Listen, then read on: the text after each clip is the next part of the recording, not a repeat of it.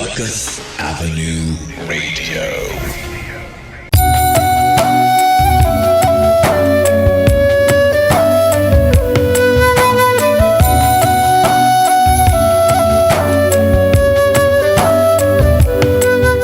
Namaste and hello, Rukus Avenue Radio listeners.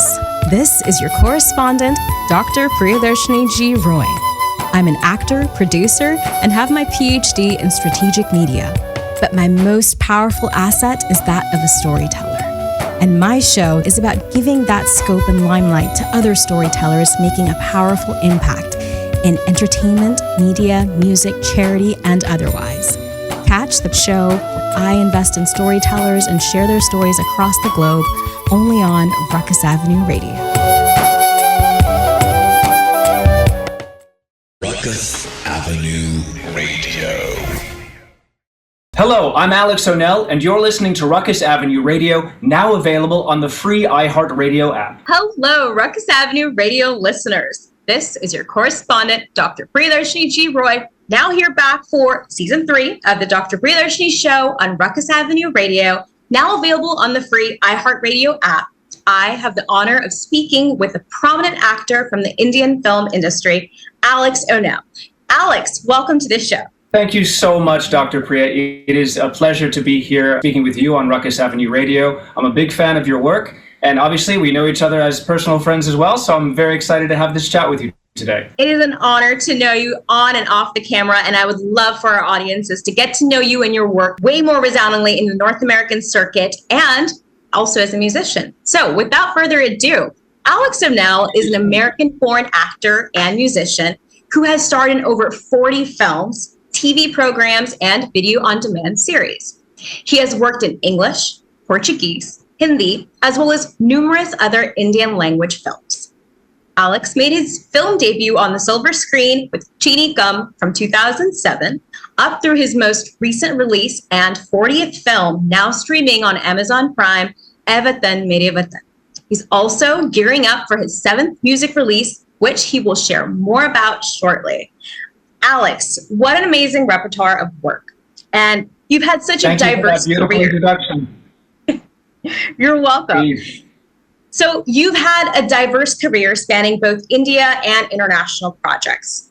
How do you navigate between different cultural contexts while maintaining authenticity for your performances? That's a great question. My career has spanned continents, cultures, languages, but at the end of the day, it all kind of goes back to where I began, which was as a stage actor in the US. And when you're on stage and you're performing in front of an audience, you get instant feedback of whether or not they're breathing along with you, whether or not they're crying along with you, whether or not they're fearful or they're elated along with you.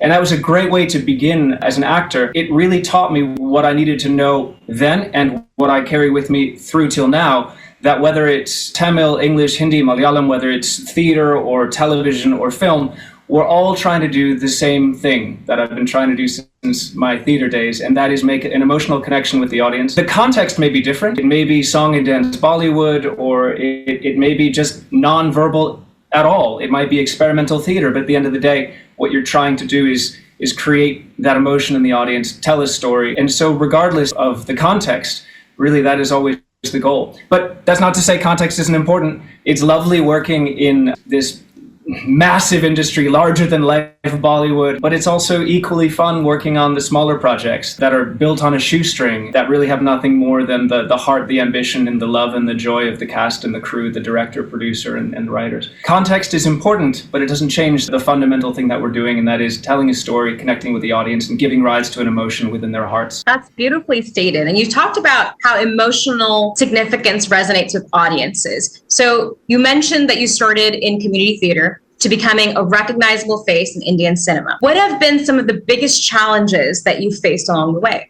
Another great question. There are so many challenges. I think one of the things that I find most challenging, whether it's being an actor or a musician, is the fact that you must be more than an artist to survive, to thrive, to be happy in this industry. You need to also be a technician. You also oftentimes need to be your biggest critic as well as your kindest critic sometimes, but also your harshest critic as well, because as you go along, I think people less and less tell you the things you need to hear and more the things that they think you want to hear. So that's important. But I think even beyond all of that is this truth that to be an artist, you also need to understand the business of your art. It is something that actors do, acting, that they will do for free, because that's how we live and breathe. We will just do every project that anyone brings to us, regardless of the budget. That's why we need the infrastructure of a manager, accountant, and all of the stuff that I think you slowly build over time as you begin to make this your career. But at the end of the day, as they say, the buck stops with you. You're the one who needs to decide when to say yes and when to say no. Also, as a musician, working as an independent musician, you need to understand how the business of music works.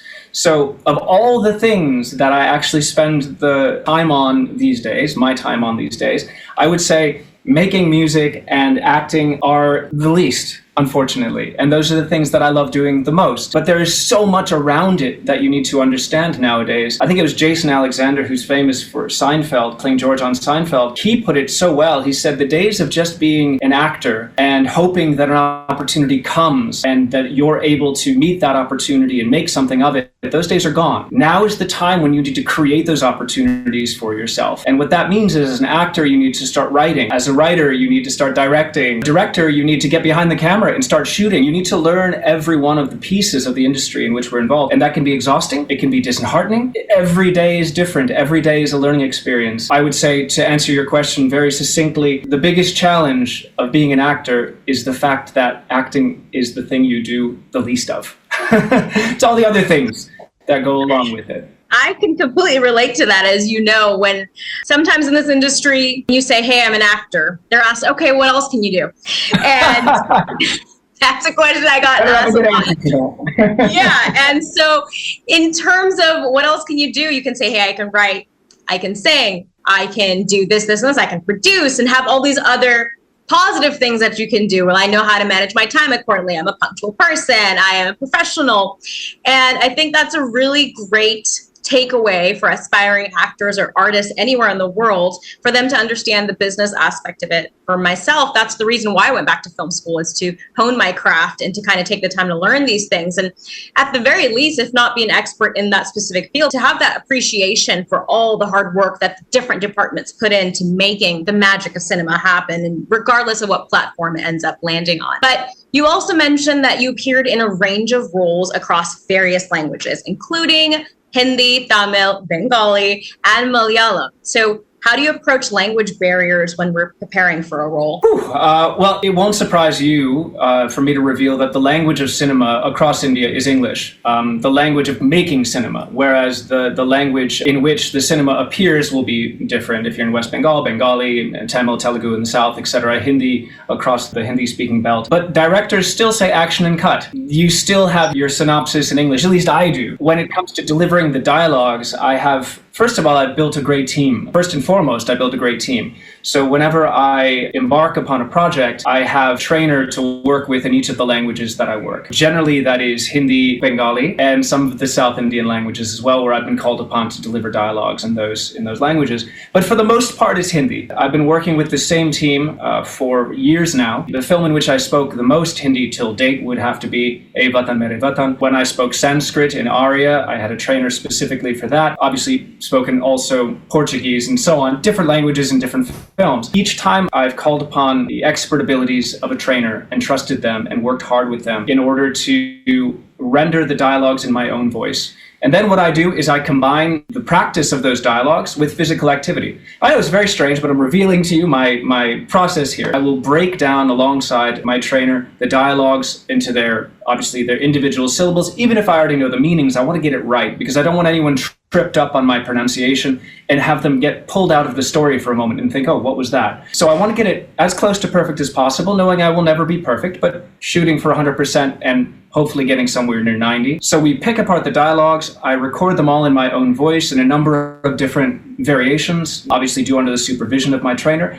And then I will I'll go rock climbing, I'll go jogging, I'll lift weights, and I'll always have these dialogues in my ears. I think that the folks that live near my building and see me jogging on the back road, mumbling in Sanskrit or Hindi or Telugu or Bengali, they think I'm a crazy possessed person. But actually what I'm doing is I'm doing one of the final stages of my dialogue preparation, and that is to continue working with the dialogues and continue coupling that with physical activity to make them stick a little bit stronger. Until the unfortunate problem with film is you end up delivering those dialogues, you end up leaving that moment just once, whereas in theater you do it time and time and time again. So all of this preparation, hundreds of hours, comes down to literally seconds on screen. That's what we do. That is so interesting to hear about your creative process. I know I do the same thing as a singer when I'm trying to warm up my voice for a performance or just practicing. I'll do it in the shower, I'll do it while I'm cooking. There's always an action related to that, kind of like the difference between the conscious and the subconscious preparation going on. You kind of keep your mind busy while, vocal cords or your other activity, like you mentioned, your dialogues are kind of still at play. So there isn't that nervousness there. It's like, oh my God, am I doing it right? You're just doing it mechanically till it's out of your system. And there's no like anxiety with it anymore, because it's as simple as taking a shower or, making breakfast or going, for a jog.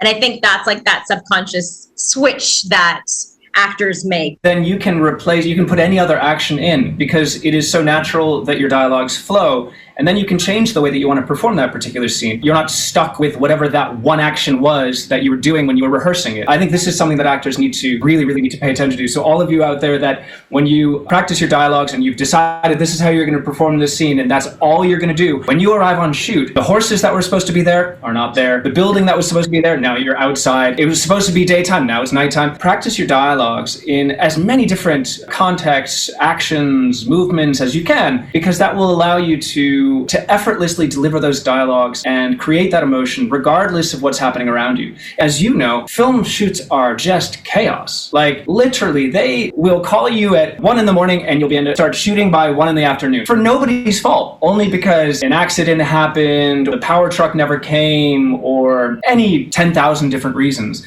Nobody's trying to waste anyone's time, but unfortunately it happens a lot. You need to be ready with your performance regardless of the circumstances under which you perform. And that's why someone like myself, who's not naturally very good at language, takes that variability out of the equation. I will have my dialogues perfectly memorized. I'll be able to perform them in any context you put me in. You put me in a swimming pool, say, okay, we've changed the scene and now you're delivering this dialogue while you're swimming. I will do it because I will have prepared that much. And that's only to say it's because I'm not naturally talented enough to just switch on languages. Some people can do that. My sister's very good at languages. I wish I had that gene. My mom was too, but I'm not. So I need to replace that talent with hard work. And so this is my process. And now it's out there for everyone else to adopt and use. So if I see other people running back and forth on the back road here while they're spewing dialogues in various languages, I will know that they saw our interview. It'll be called the Alexx O'Nell method from now on.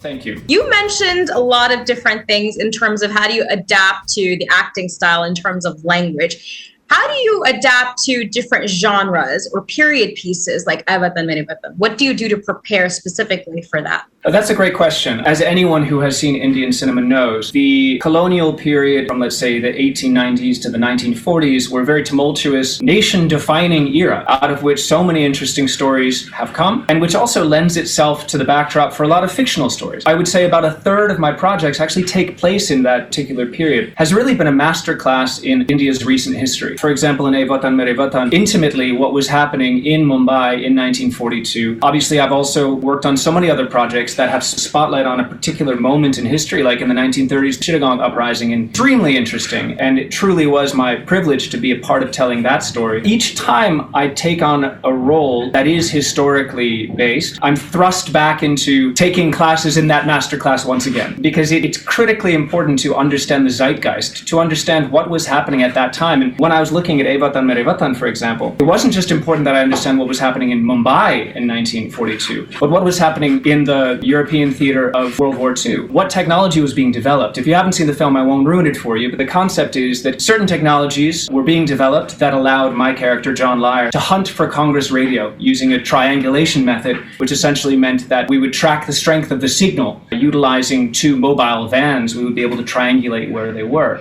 To understand this technology, radar technology that was being developed in 1942, was very critically important. The Indian National Army and all of the other stories that have come out of this period. It's critically important to understand what was happening in India as well as abroad, because as a colony, there was a lot of influence. When preparing for roles that take place at that period, studied quite a lot. Films that are set more recently, like Khufiya, interesting to understand, even the technology of that time as well. The cell phones that we were walking around with in that film 2007 were completely different from today, so it was very cool to be holding one of those funky mobile phones again. For example, Mayor Charles, me and Randeep Hooda portrayed these two individuals who escaped from Tihar prison, went on the run, and then were recaptured by Adil Hussein's character. So each time what I try to do, I really do try to immerse myself in that time period, reading whatever I can get my hands on. If it's a first-person account, that's even more helpful. For example, when I played Winston Churchill in Eki Sarfarosh, I read his memoir about serving on the northwest frontier in India in the 1890s. So first-person source material. Movies are also great. The CGI that's been used, even in Watan Mere Watan, for example, you get to see what Mumbai was like back then. It's kind of like retaking a course again on whatever period that is, wherever I may be. It's a lovely thing. If you're someone that loves learning, that loves history, even recent history, that loves the story of history more than memorizing the dates, being an actor is a pretty cool thing to do. The amount of research and education that you take time to prepare and put into the art of cinema.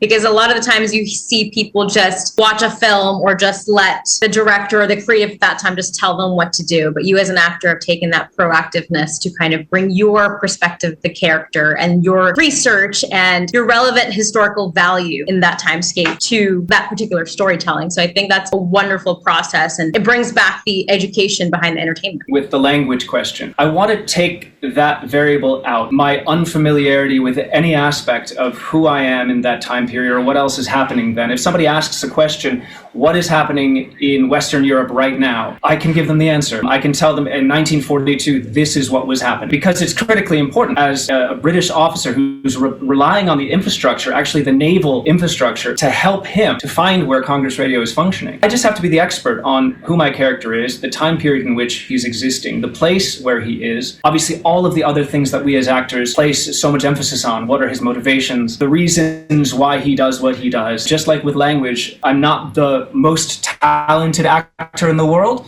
so I try to bridge that gap by being the most prepared. So as someone who has worked in both the Indian and American entertainment industries, what do you think are the key differences and similarities between the two? Great question. I would go back to your first question and say that at the end of the day, our goal is the same, regardless of which industry, where, or even what medium, whether it's theater, television, or film. Obviously, there are huge differences between each of them. In film, we're shooting for sometimes like 1 minute, 2 minutes, 3 minutes of content per day, whereas in television, we're shooting for 23. It's a huge difference. Television is very, very, very quick. In fact, a lot of people would regard it as an actor's medium because you generally get one take and then no one's got time to do a second, so you've got to move on. It means you've got to be really, really well prepared, but it also means that you have the freedom to do what you feel like you should do. That also extends to the work that I've done both in the West and in India. Here in India, my actor friends in the US are shocked that I tend to change my dialogues. I tend to change a lot and give these suggestions to the director, whereas my friends in New York and LA would be like, you can't do that. You can't just change the dialogue. So I think I've been very, very spoiled. I think when shooting in Canada, when shooting in Switzerland and so on, everything is so much, especially people's time, is so much more expensive in the West than it is in India. We tend to have a lot of people doing very few tasks, whereas in the West, we have very few people doing a whole lot of tasks. Shooting in Switzerland a while back, I think we had a whole crew of 15. India, we had 50 or 60, and we were accomplishing probably the same amount of content. So I'd say those would be the differences. The team seems a lot larger in India than it is in the West. We're trying to achieve the same thing, doing it a little grander in India with the song and dance, which is a lovely thing. I have appreciation for all kinds of cinema, and I'm incredibly privileged to be able to part of so many different industries and so many different types of filmmaking. Those are the differences, but really the commonality between the industries is paramount. And at the end of the day, what a good director is trying to do, create that emotion. Regardless of how many helicopters you're going to blow up, how many horses are galloping in the distance, regardless of how much money you're going to spend, at the end of the day, that connect with the audience has to be there. And there's an endless list of expensive films that had no effect on the audience. Things come into play, really, at the end of the day, is how effectively you're able to connect with the audience. I would say that commonality is much more important than any of the differences.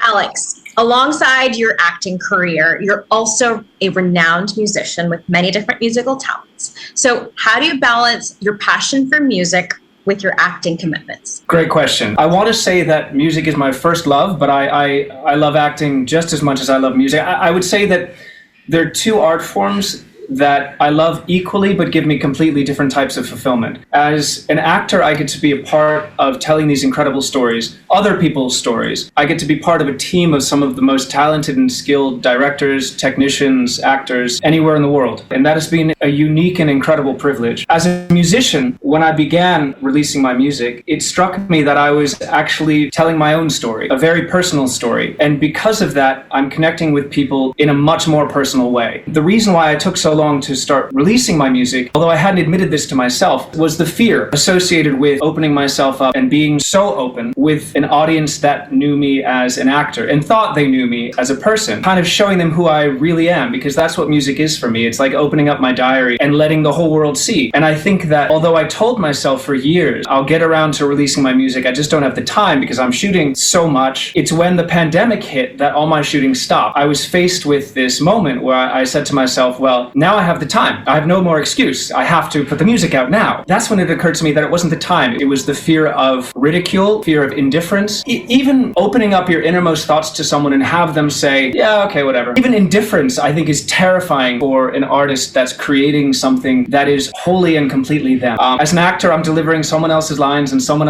else's story. I am a part of an ensemble that includes the director, the writer, the producer, and a lot of people forget the editor. Sometimes you'll give your best possible take and it's not the one that ends up in the final cut. And I love doing that. I love being part of that team. Once I got over my fear, music has given me a completely different type of fulfillment. So much so that if you were to check out my music videos, they all live on YouTube, Alexx O'Nell Music. That's my channel. I reply to every single comment. If someone takes the time to watch my music videos and leave a comment, I will personally reply. I may be a little bit, I think I'm about 2 months delayed now, but I will get to them. If you've left a comment, anyone out there watching, I will personally respond. I absolutely will. Because that's what music is about for me. It is that very personal connection between me and an audience that may have discovered me through my films, or they may have only discovered me through music, which would be the case, for example, in South Africa or Europe, which is where my most recent songs are doing so well. And funny enough, people will know me from music there, and then they'll be shocked and completely confused when they find out that I'm also an actor, when in fact acting is what kind of came first as a profession, and it's kind of what's allowed me to be a musician, given me the time and the space and the financial resources to become a musician. Things that I love equally ultimately are very, very different types of fulfillment and have been incredibly different journeys as well. I've released 6 singles and music videos. Every one of my songs has a music video. I have great joy in creating a visual component to go along with the music. It does take time. That's why I only release 1 single every 3 months or so, because it does take quite a while, not just to make the music, but also to make the visual component. And I'm a perfectionist, and so it's difficult sometimes to know when enough is enough, when it's time to stop. I've been overwhelmed with the response to my music. If I hadn't received such a positive response, I don't know if I would have had the strength to continue, because it is such a personal journey. Because of the response, because of the acceptance, the encouragement that I received first from India and now from South Africa and Europe from my music, it gave me the confidence to do it as wholeheartedly as I currently am. Wonderful, because it's synonymous with your acting career. In music, you have also spanned various genres and languages. So what do you enjoy most about collaborating with other musicians who are also doing music in other languages? Great question. I'll jump in and say that as an actor, I have sang in Sanskrit. As an actor, I have sang in Tamil. As a musician, I've only really sang in English and Sanskrit. And the reason why I released that Sanskrit song was because I had these shlokas from the Bhagavad Gita bouncing around in my head after preparing for my role in Aarya, season 1, which was a Disney Plus series starring Sushmita Sen and so many other great actors. In that series, I play a musician, Bob Wilson, in that particular series. And then in Sweet Car and Coffee, which was a Tamil series, I'm a backpacker guitarist who was also keen to play music in other languages. As a professional musician, really, it's mainly English, and then also singing this one individual song called a Bhagavad Gita song, which was inspired by my work in Aarya. And it was because I had the shlokas in my mind, but also because they became so meaningful for me. And if you check out the video on Alexx O'Nell Music on YouTube, you can turn on the subtitles so you can also understand what it it is that I'm singing about. It's a truly inspiring message. Still have those shlokas, Ya enam veti hantaram yaschanam manyatehatam. I still have them bouncing around in my head because their sound, they're very, very beautiful. They roll off the tongue, but also because the meaning is so incredibly poignant. Most of the collaboration that I do right now is with my music producer, David Pierce, DJ Colin Scher, who I work with in South Africa. When I come to them with my next rock song, they help me to find the right way to make it more than what I alone can do. I play guitar, I compose everything on an acoustic guitar, that's where everything begins. But from there, I have an idea of what I want to do with the percussion, I have an idea of what I want to do with string sections and the harmony and all of that. I'm only really good at playing guitar as an accompanying instrument, and I need the help of a good team to bring it to the kind of quality that they've been able to bring it to. As I mentioned, everything begins as an acoustic guitar and my voice.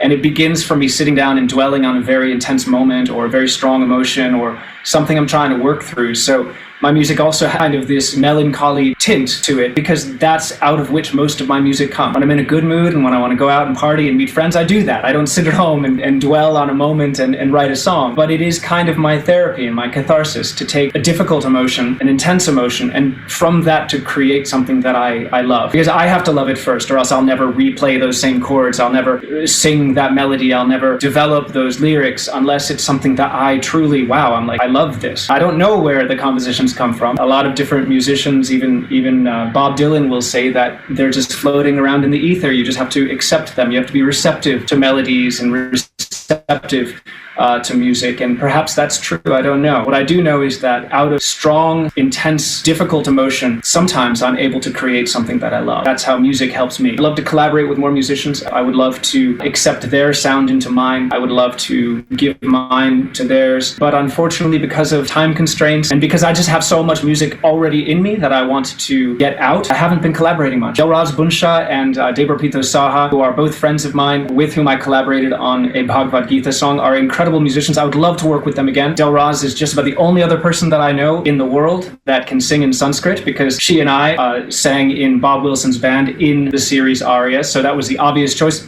beyond the fact that she's just an incredible musician. Debrapito Saha does amazing background score and he also makes his own music, but he and I collaborated also on Still on My Mind. He was very helpful bringing that to where it needed to be. And then he also did the background score for Khufiya. So our creative collaborations continue. I'd love to do more collaborations, really I would, because it would add something that is beyond what I can do as a musician, something I'd really love to explore. As I'm sure you know, tonight I'm headed out to Cape Town. I have a flight in a few hours. I'm going to be in the studio on Wednesday. Awesome. You mentioned you're going to go straight from the flight to the studio. So are there any upcoming music projects that you're super excited or any in particular direction that you're looking to explore with your music in the future? Yes. The song that I'm going to go finish off right now is called Ghosts. It is, I believe, my 7th studio single. I'm very, very excited about it. Every one of my songs try to have them choose their genre. Pride has a bit of a callback to my favorite bands from the 90s and 2000s, like R.E.M. and Pearl Jam and Counting Crows. If you listen to the guitar, ding, ding, ka-chicka, ding, ding, that specifically calls back to Nirvana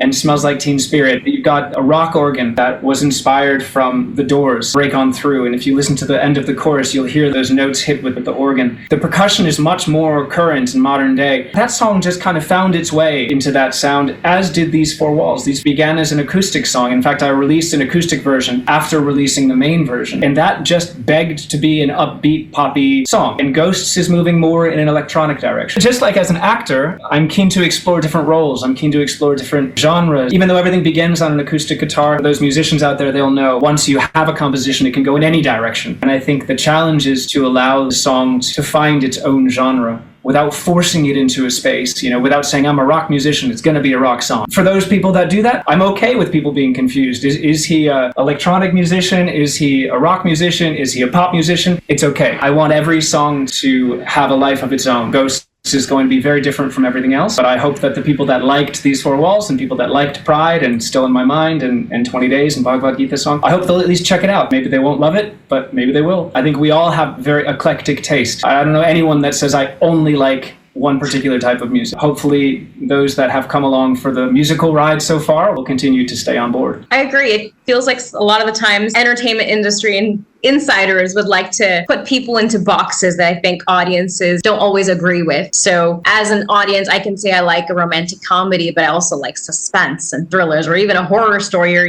forget it, maybe a children's animation film, right?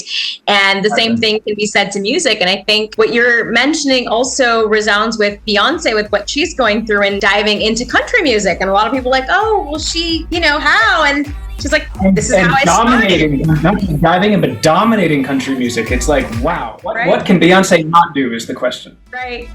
But it goes back to artists breaking these boundaries. They were put into boxes that they are now breaking the glass ceiling towards. And I think that resounds with your journey as well. So Alexx, for aspiring artists, you've given some wonderful pieces of advice in terms of music and acting and the business acumen. What advice would you give them based on your own experiences and journey overall? I have very strange advice for artists, specifically for artists who have a lot at risk when they have something released. Put a lot of stock in what other people think of our performances. We sink or swim based on reviews. We're happy, elated if it's a good review. We're devastated if it's a bad review. And look, that's the industry, that's the job. So for actors and musicians, if I could say in the space of acting, making music, if you can find fulfillment regardless of what anyone else thinks, great. But I think that that's asking a lot, because I think that no matter what, you want the audience to appreciate your work. No matter what, you want the reviews to be good. And part of why we work so hard is to make that connection to the audience, to have the audience feel it, and to have your performance be positively regarded in that way. So my advice is very weird. It's to find something that gives you fulfillment with absolutely no relationship to anyone else, anywhere else, whether that's painting that you do for yourself, or I'm an adventure sport enthusiast. I'm a paragliding pilot. I got my license about 2.5 years ago. I've flown here in India, the Himalayas and Beer Building, which is one of the best flying sites in the world. I fly in Cape Town. I fly in Europe as well. And I don't really care what anyone else thinks about my flying. I do it for my own fulfillment. I'm probably not the best pilot in the world, but I love it. And when I've spent a day in the air paragliding, I have a sense of fulfillment that is totally unrelated to what anyone else thinks. And that is incredibly valuable. It can be something super adventurous, like paragliding. It can be something as simple as, bicycle riding or motorcycle riding, another thing that I do. I was just shooting in Leh Ladakh for Lucifer 2 Empuran, and I had 3 days off, and so I took a Royal Enfield Himalayan and I rode from Leh to Kargil and back. And on the way, I stopped in a homestay that had no electricity, no running water, nothing. It was an incredible experience. And it was some of the most beautiful terrain I have ever beheld with my eyes. It was just stunning. Leh is incredible. So many parts of India are just incredible. And I'm super privileged to have been able to live in many of them as an actor. You really live in a space, especially when it's a place that you're shooting an entire film or series and you're there for an extended period of time. But motorcycle riding, once again, it's just for me. I don't care what anyone else thinks about my riding skills. Whether it's swimming or horseback riding or painting or writing poetry or making music, but not necessarily doing it as a profession, playing piano, whatever it is, find it. Because when your reviews are bad, and they will be bad, and it won't always be your fault, it may be that your best take wasn't used because the lighting was off. It may be that your whole role was cut from the film. It happens. It may be that the film is finished, but it's going to cost too much for them to release it, so they shelve it. It's not your fault, but these things are going to happen. And as an actor, you need to be able to separate yourself from it. You need to be able to say, okay, that sucks. I didn't get the role, or I did the audition and I never heard back, or I'm waiting to hear back from this audition. Well, in the meantime, do something that gives you fulfillment, because it is incredibly valuable. I cannot overstate it. I see so many of my actor friends who are afraid to leave the city because they think if I leave Mumbai and I'm not out on the scene, people are going to forget about me and I'm not going to get roles, and then my whole career is over. And so they won't even go and take up a hobby. They won't even go and travel just for the sake of traveling. Traveling is it doesn't have to be super expensive, but just traveling is a great way to do something for your own fulfillment, discovering another culture, discovering another part of the country. So find that thing. Make that your mission, actually, to find that thing. The funny result of this is that you'll end up having a great alternative to doing the wrong project. If someone comes to me with a project that just isn't right for me, I can always say, you know what? I think I would rather be out on a motorcycle trek than doing this film, or I would rather go paragliding than do this series. And when you have those alternatives, you begin to be able to do projects on your own terms. You essentially have to say, well, look, it has to be like this or I'm not going to do it because I have an alternative. I have something else that I can spend my time on. And the longer I spend in this industry, in this life, I realize that time is the one thing that is so critically important. Money will come and go, but time, you can't get it back. You can only invest it in the things that really, really are important to you. And doing that film that you don't think is going to be great, or that you're having second thoughts on, or you're just doing it because I'm an actor and I have to be acting, I don't think that's the right way to live. My strange advice is for all those actors out there, find something that is not acting, find something that has no relationship to whatever anyone else's opinion is, and dive into that. At the worst, it can be another skill that you can say when you arrive on set, yeah, I can ride horses, yeah, I can ride motorcycles, yeah, I can paraglide, yeah, I'm a scuba diver. And those additional skills make you that much more valuable as a performer. But more than that, they make you a happier human being. I love that. You unintentionally basically summarized the Gita in that sense, that you should have a sense of detachment, and you should follow through with your dharma, which is your duty to follow in your path. Free yourself from that expectation, but still do what your duty is. So I love how we brought that spine of the character back into fruition. So Alexx, what can fans expect from you next in terms of films and music? A lot. 2024 and 2025 are incredibly interesting years for me because of not just the quantity of stuff, but the variety of stuff. Let's put it that way. I have Ghosts, as we just discussed. Ghosts is a much more electronic type of song, but once again, very heartfelt. I'm really, really excited to hear what people think about it. I still have These Four Walls and Pride playing every day on the radio in South Africa, so I'm hoping that Ghosts will join those two songs. I'm also looking forward to people hopefully appreciating it here in India as well. Even though we don't have really any independent English music playing on the radio here in India, unfortunately, I'm so glad that all of my music is on all of the streaming platforms, not just the international ones like Spotify and Tidal and Deezer, but also here in India on Hungama, JioSaavn, Ghana, all of them. And every time I have a release, I always check to make sure that it's available and it's there, because the people that have been along on this ride with me as an actor, I also want them to get to know me as a musician, because it's a very different personal connection that I have with people that connect with my music. So in terms of music, Ghosts, and then I'll be preparing another song, hopefully a couple of months after that. In terms of films, Watan Mere Watan is on Amazon Prime now, so please do check it out. It's a very important film. We haven't talked about it, but a truly important film for India and all those who are seeking freedom. A beautiful profile of an incredibly courageous 22-year-old who took on the ire of the most powerful empire of the time. So please do check it out if you can. But upcoming projects, I have Buck Buck, which is a beautiful series with Divya Datta. Beautiful, maybe that's the wrong word. Terrifying. It's a dark comedy, and in that series I speak only Hindi and very pure Hindi, and when you see it you'll know why I called it terrifying. It's captivating. It's coming soon. So I'll let you know as soon as that one is teed up for release. As you know, I have a couple of Bengali projects as well. Hoki Raja Dim, which is completed, and a project that you and I are both intimately involved in, Devi Chaudharani, for which I have a few more days to shoot. And that's an epic film, very ambitious project, something I'm very much looking forward to, because it's the first project, although it's my 7th Bengali project, it's the first in which I'll be speaking significant Bengali. So I'll be looking out for your assessment of my Bengali accent. And then in the Hindi space, I have a new film with Akshay Kumar. Akshay and I worked together last on Joker, and Joker did not do so well. So we're hoping, fingers crossed, that this one will do a lot better.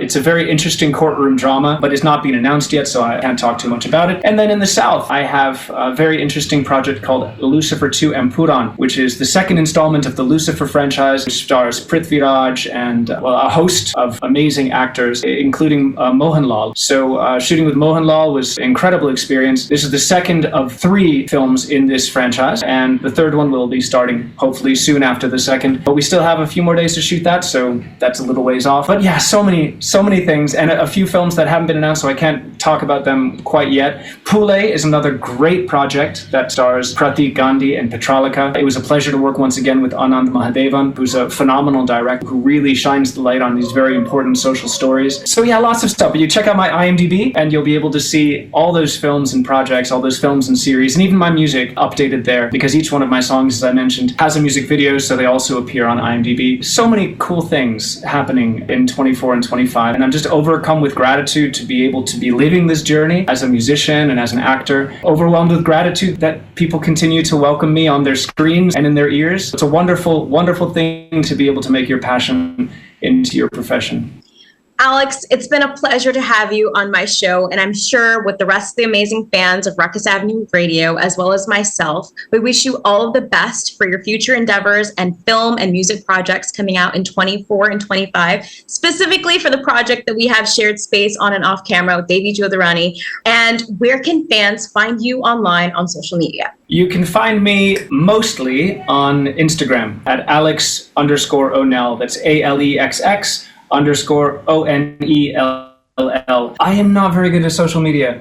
I try very hard to connect there. However, most of my time I end up spending either shooting or making music or shooting the music videos. So I don't have a lot of time, and so I try to post as much as I can, especially about upcoming projects and whatever it is that I may be working on. But yeah, social media is an interesting thing. I know that it's a very powerful tool, but there are certain people that are social media personalities, and unfortunately I'm not one of them.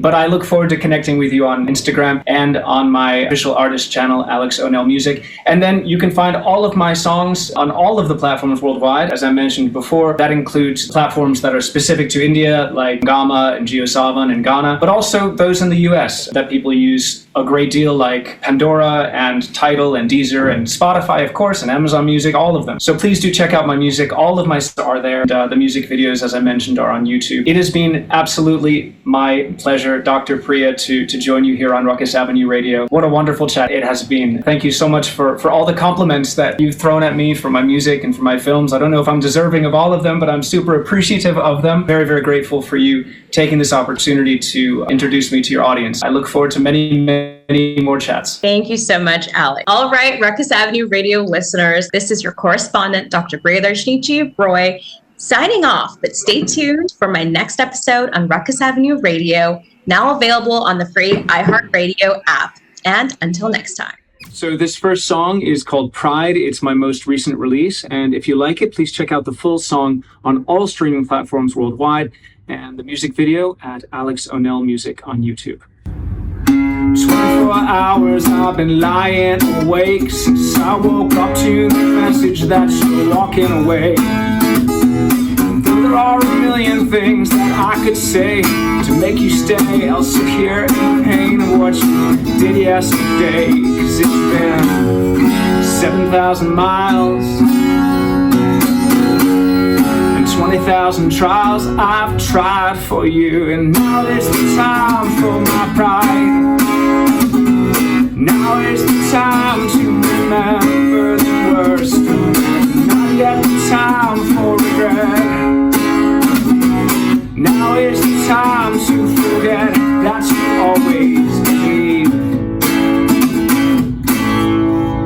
in me. You gave me the years, but did I take them away? Now you poison the moments and you're making them say there was never any tenderness and only pain.